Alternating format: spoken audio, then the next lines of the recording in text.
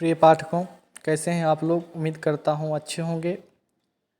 मैं अनुज कुमार सिंह, पुस्तकालय अध्यक्ष, आज आप लोग के बीच पुनः उपस्थित हूं। आज बात करेंगे बंकिम चंद्र चटर्जी के जीवन के संबंध में, जो वंदे मातरम गीत के रचयिता हैं।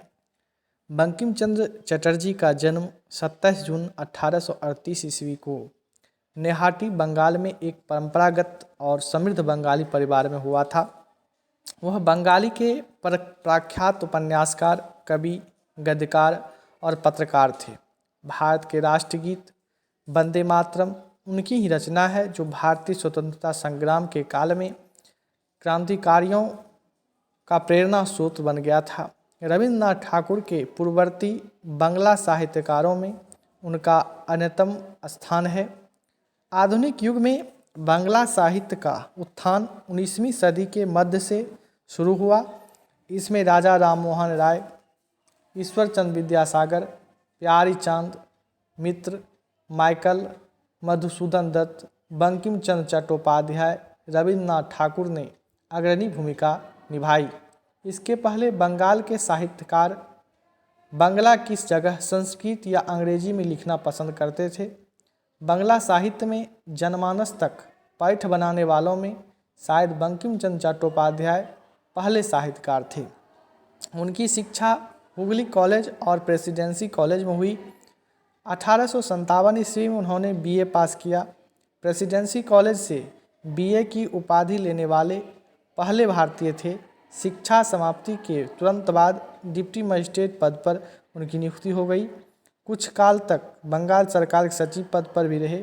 राय बहादुर और CIE की उपाधि पाई और 1869 ईस्वी में कानून की डिग्री हासिल की। इसके बाद उन्होंने सरकारी नौकरी कर ली और 1891 ईस्वी में सेवानिवृत्त हुए और 8 अप्रैल 1894 ईस्वी को उनका निधन हो गया। अब उनकी रचनाएं के संबंध में भी बात करना अति आवश्यक है। बंकिम चंद्र चटर्जी की पहचान बांग्ला कवि, उपन्यासकार, लेखक और पत्रकार के रूप में है। उनकी प्रथम प्रकाशित रचना राजा राममोहन वाइफ्स थी। इनकी रचना अंग्रेजी में की गई थी। उनकी पहली प्रकाशित बांग्ला कृति दुर्गेश नंदिनी मार्च 1865 ईस्वी में छपी थी। दूसरा उपन्यास कपालकुंडला, जो 1866 ईस्वी को उनकी सबसे अधिक रोमानी रचनाओं में से एक माना जाता है।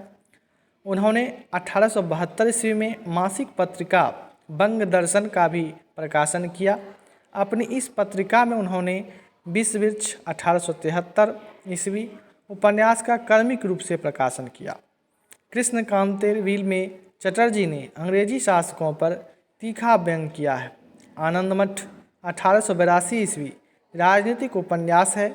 इस उपन्यास में उत्तर बंगाल में 1773 के सन्यासी विद्रोह का वर्णन किया गया है।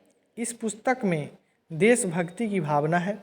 चटर्जी का अंतिम उपन्यास सीताराम, जो 1886 ईस्वी में प्रकाशित हुई थी, इसमें मुस्लिम सत्ता के प्रति एक हिंदू शासक का विरोध दर्शाया गया है। बंकिम चंद्र चटर्जी के उपन्यासों का भारत की लगभग सभी भाषाओं में अनुवाद किया गया। बांग्ला में सिर्फ बंकिम और शरद चंद्र चट्टोपाध्याय को यह गौरव हासिल है कि उनकी रचनाएं हिंदी सहित सभी भारतीय भाषाओं में आज भी बहुत लोकप्रिय है और बहुत चाव से पढ़ी जाती है।